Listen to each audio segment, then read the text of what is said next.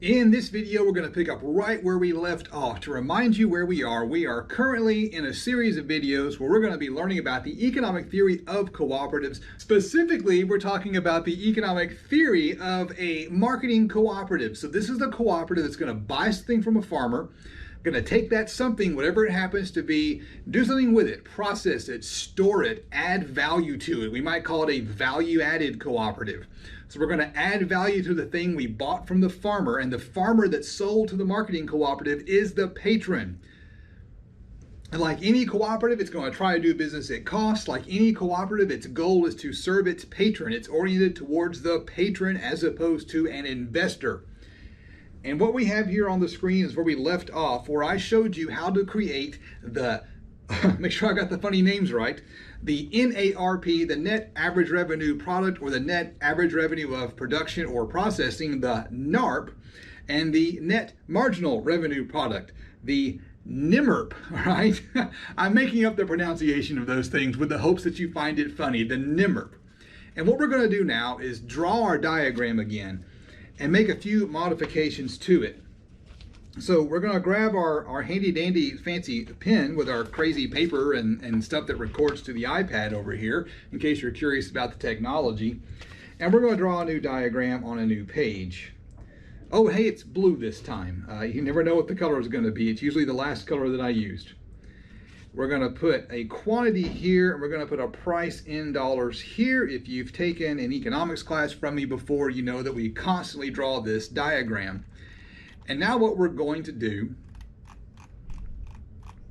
is we're going to draw our NARP and our NMRP on the diagram. So the NARP is going to look like this. And that is the net average revenue product or of production, the NARP. All right, there's our NARP. And of course, if there's going to be a net, there's going to be an average, or excuse me, a marginal. The marginal is going to cut right down through the top, and that is our marginal, or excuse me, our net marginal revenue product. And so what we have here on our diagram is a way of understanding, explaining, and kind of drawing out the situation of our marketing cooperative as it demands a product from a farmer. So that's what's going on here. So a farmer is going to sell a product to this demander that we've drawn here on the screen. And now we need a supply curve. So I'm going to draw a supply curve, and I'm going to do something very deliberate here, and I'm going to change the color of our supply curve. I'm going to make it red. Okay, so here is our supply curve. Supply. Now, why did I change colors on the supply curve? Why did I make the supply curve red? Very simple, because I want to make a nice visual call out for you so that you can see something that might not be apparently obvious. The NARP and the MNRP belong to the cooperative. That is the cooperative's demand curve and marginal revenue curve. That's the way I want you to think about that.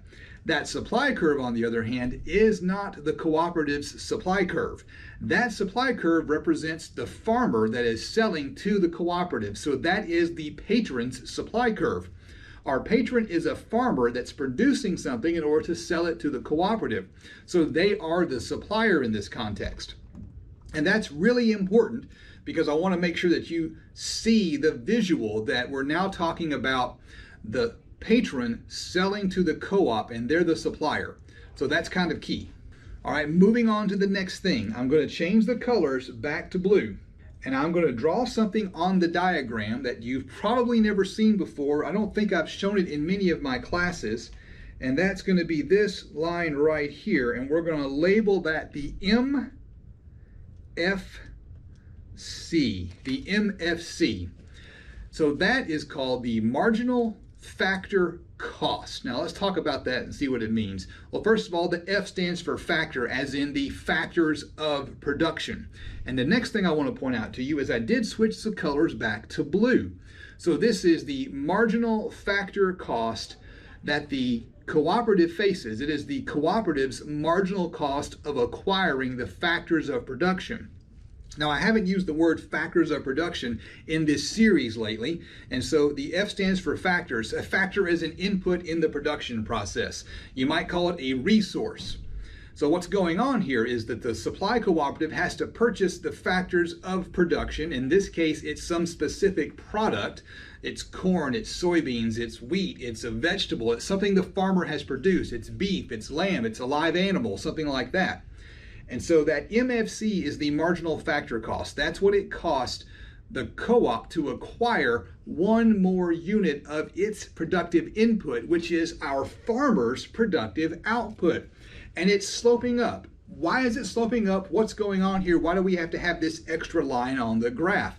Here is the logic associated with that extra line. Think about it like this. If you were this cooperative and you would like to persuade your farmer members, your patrons, to provide you one more pound of live animal or one more bushel of corn, and of course it's one more pound of live animal over 1,000 live animals. It's one more bushel of corn per acre on 1,000 acres. That's the way to think about this.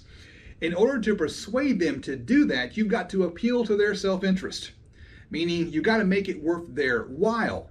And what you've got to remember is that this farmer that is supplying, remember our supply curve here belongs to the farmer. Let me change color so I can highlight that.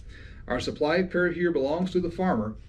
In order to convince that farmer to supply that one more unit, you have to bribe them to do so, right? Now, I don't like the word bribe here, but I've used it to be very specific. You got to pay someone if you want them to make something for you. That's all there is to it. You want someone to work overtime in your business, you got to pay them extra to get them to work overtime. That's the logic behind overtime.